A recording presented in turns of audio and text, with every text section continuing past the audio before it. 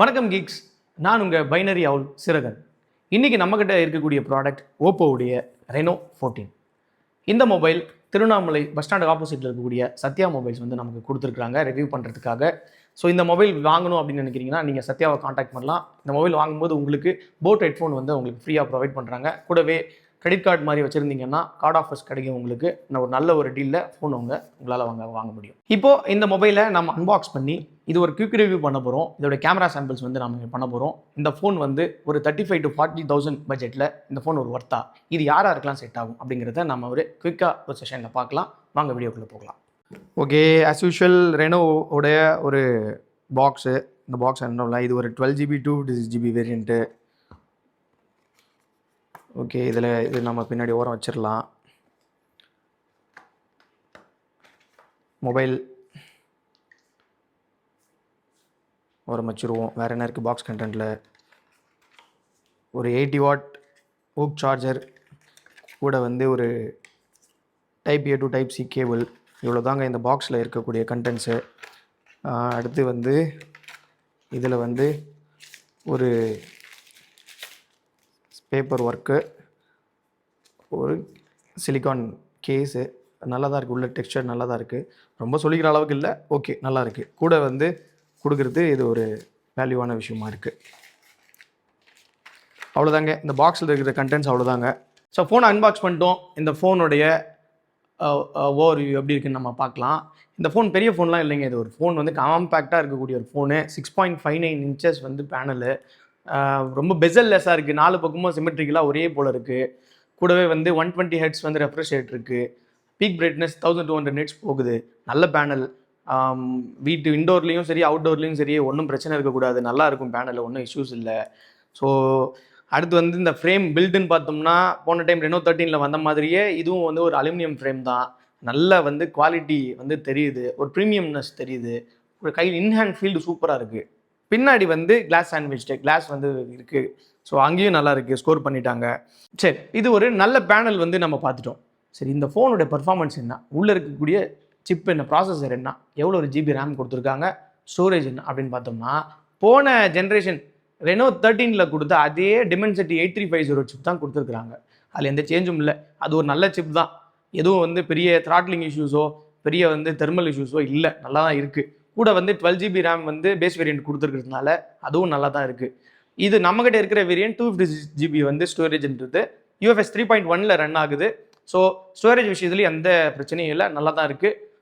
ஒரு மாடரேட்டான எல்லா யூஸ்க்குமே இதில் பண்ண முடியும். மல்டி டாஸ்கிங் விஷயத்துலையும் எல்லாமே இதில் பண்ண முடியுங்கிறது இதில் ஒரு பாசிட்டிவான விஷயம். ஸோ இதில் வந்து 6000 mAh பேட்டரி கொடுத்துருக்காங்க. கூடவே பாக்ஸில் 80 வாட் ஊக் சார்ஜர் கொடுத்துருக்காங்க. அது ஒரு நல்ல விஷயம்.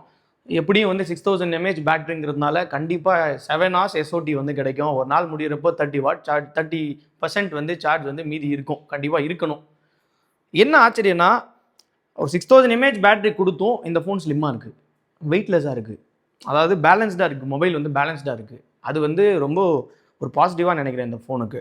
ஸோ நம்ம டிஸ்பிளே பார்த்துட்டோம், பில்டு பார்த்துட்டோம், பேட்டரி வந்து நம்ம பார்த்துட்டோம். என்டர்டெயின்மெண்ட் பர்பஸில் உங்களுக்கு வந்து ஸ்டீரியோ ஸ்பீக்கர் வந்து கொடுக்குறாங்க. ஸோ கீழே ஒரு ஸ்பீக்கர், மேலே ஒரு ஸ்பீக்கர் இருக்குது. மேலே வந்து ஒரு IR பிளாஸ்டர் கொடுத்துருக்குறாங்க. நல்லா இருக்குது, அதுலேயும் நல்லா இருக்குது. சரி, 13க்கும் 14க்கும் மேஜர் அப்கிரேட் என்ன டிஃப்ரெண்ட் அப்படின்னு நம்ம பார்த்தோம்னா இதில் கேமரா தாங்க டிஃப்ரெண்ட்டு. ஃப்ரண்ட்டில் 50 MP கேமரா கொடுத்துருக்குறாங்க. இதிலிருந்து நம்ம வந்து நல்ல ஷார்ட்ஸ் எடுக்க முடியுது. கூடவே 4K 60 FPS வந்து நம்மளால் வீடியோ ரெக்கார்ட் பண்ண முடியுது. அப்படியே பேக்கில் வந்தோம் அப்படின்னு நம்ம சொன்னோம்னா ஒரு 50 MP ப்ரைமரி. போன டைம் வந்து Reno 13 50 MP primary, 8 MP ultra wide, 2 MP வந்து வேண்டா வெறுப்புக்கு கொடுத்த 2 MP கேமரா. அப்படி இல்லை, இந்த டைம் ரொம்ப வேலிடாக கொடுத்துருக்காங்க. என்னென்னா 50 MP மெயின் கேமரா கொடுத்துருக்காங்க, 50 MP 3.5x டெலிஃபோட்டோ லென்ஸ் கொடுத்துருக்காங்க. அது ஒரு மேஜர் அப்டேட்டாக வந்து நான் பார்க்குறேன். ஏன் அப்படின்னா நமக்கு இந்த 3.5 டெலிஃபோட்டோ வச்சு நல்ல ஜூம்டு ஷாட்ஸ் எடுக்க முடியுது. அந்த வகையில் சூப்பராக இருக்குது. As usual 8 MP ultra wide கொடுக்குறாங்க. அது வந்து நேமுக்கு கொடுக்குறது, அதுலேருந்து ஒரு நார்மலான ஷார்ட்ஸ் எடுக்க முடியும். பெருசாக வந்து அதுலேருந்து நம்ம அவுட்புட் எதிர்பார்க்க முடியாது.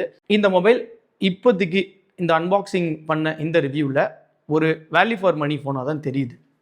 ஏன்னா பேட்ரி ஓகே சூப்பர், பேனல் நல்லா இருக்குது, கேமரா நல்லா இருக்குது, பில்டு நல்லா இருக்குது. முக்கியமாக சாஃப்ட்வேர் ColorOS 15 ரன் ஆகிட்டு இருக்கு, Android 15 மேலே. அதுவும் நல்லாயிருக்கும், அதில் எந்த பிரச்சனையும் இல்லை. ColorOS பொறுத்த வரைக்கும் ரொம்ப நீட்டாக வந்து அவங்களுடைய சாஃப்ட்வேர் வந்து மெயின்டைன் பண்ணுறாங்க, டைமுக்கு வந்து அப்டேட்ஸ் கொடுக்குறது எல்லாமே ப்ராப்பராக இருக்கும். அந்த வகையில் இந்த ஃபோன் எல்லா பக்கமும் ஸ்கோர் பண்ணுது அப்படின்னு தான் நான் நினைக்கிறேன். ஸோ ஓவராலாக இந்த ஃபோன் யாருக்கு? இது வந்து ஹெவியான கேமர்ஸ்க்கு கிடையாது.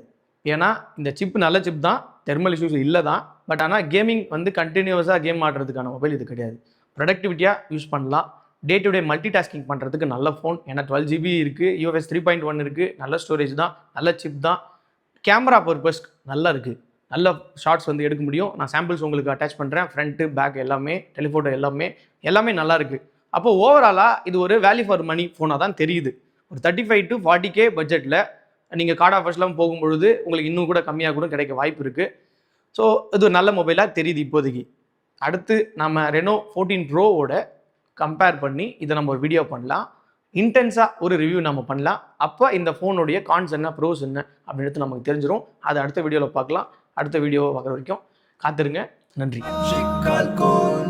நீர்படை நடுகள் சீர்தகு மரபில் பெரும் படை வாழ்த்தல் தலகணம் எனக்கொன்னு இருக்குதுன்னா